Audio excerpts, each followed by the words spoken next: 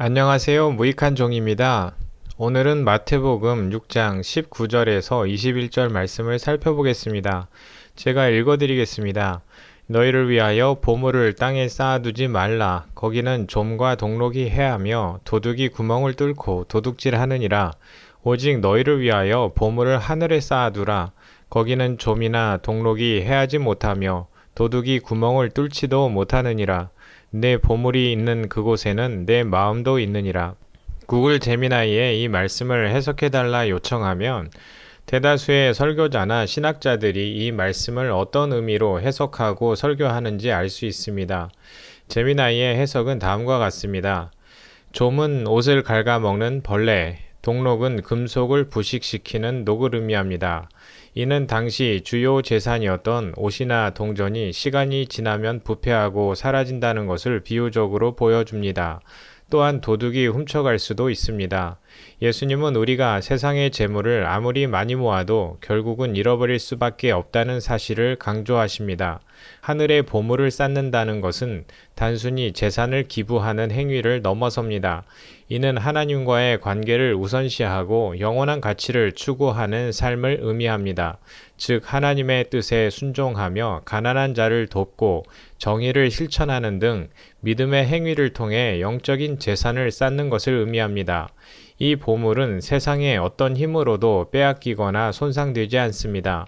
제미나이는 이 비유의 결론과도 같은 21절, 내 보물이 있는 그곳에는 내 마음도 있느니라는 말씀은 다음과 같이 해석하였습니다. 이 말씀은 우리의 우선순위가 어디에 있는지를 돌아보게 합니다. 우리가 무엇을 가장 소중하게 여기고 어디에 시간과 노력을 쏟고 있는지를 생각해 보라는 것입니다.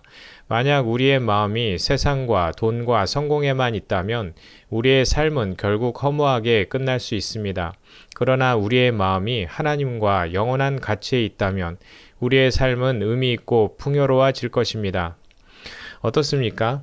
아마 제미나이의 해석이 내가 이해하고 있는 바와 크게 다르지 않다고 생각되신다면 오늘 이 메시지를 꼭 끝까지 들으시기를 부탁드립니다.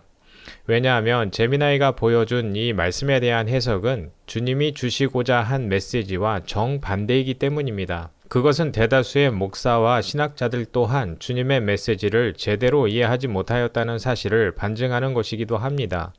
보물을 땅에 쌓아두지 말라는 말씀이 세속적 가치를 버리라는 의미가 아니란 말입니까? 보물을 하늘에 쌓아두라는 말씀은 하나님께서 기뻐하시는 순종의 삶을 살라는 의미가 아니라면 도대체 주님은 어떤 뜻으로 말씀을 하고 계신 겁니까? 하고 반문하실 것입니다.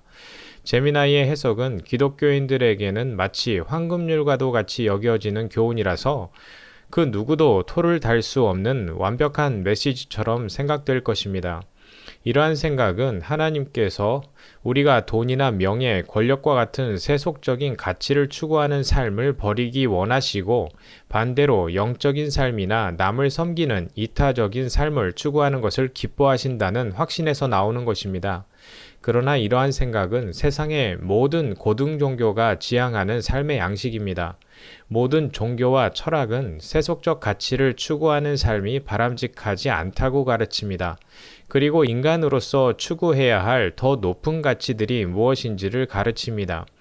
그러나 하나님이신 예수님께서 인간의 육신으로 이 땅에 오셔야 했던 이유가 고작 모든 인간들이 이미 알고 있는 그 교훈을 다시 반복하시기 위해서였을까 반문해 보아야 합니다.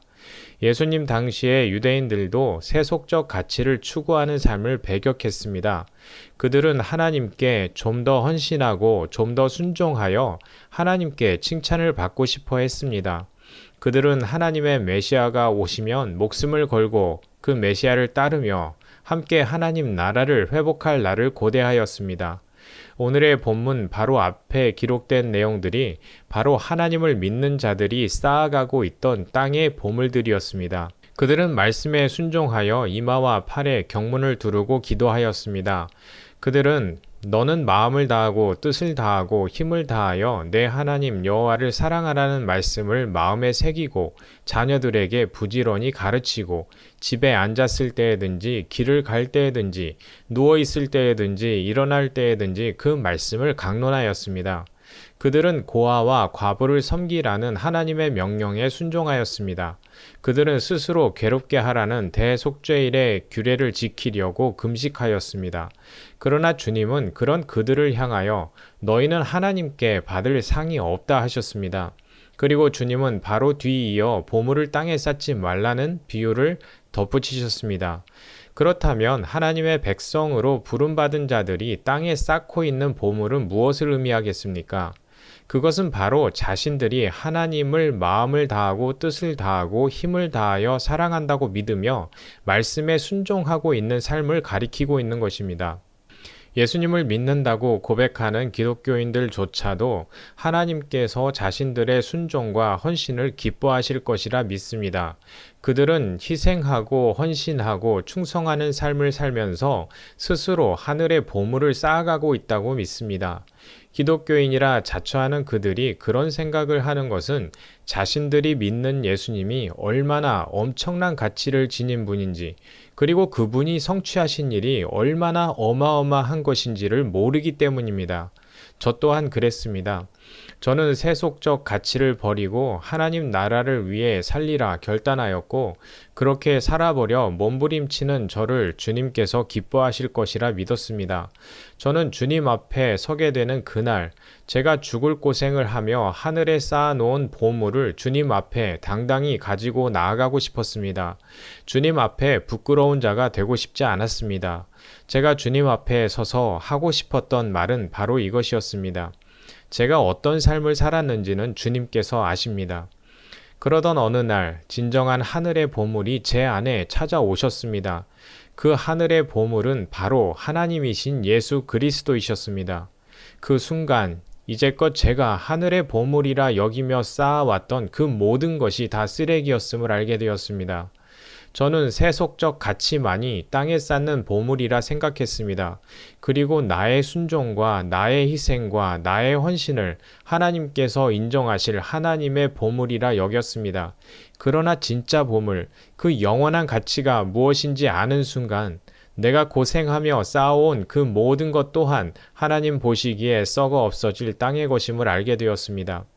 사랑하는 성도님, 오직 우리를 위하여 보물을 하늘에 쌓아두신 분은 바로 예수님이십니다.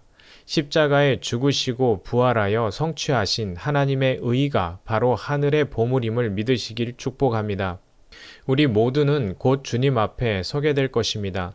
그날에 성도님이 죽을 고생을 하여 쌓은 땅의 보물을 가지고 주님 앞에 서지 않으시길 부탁드립니다.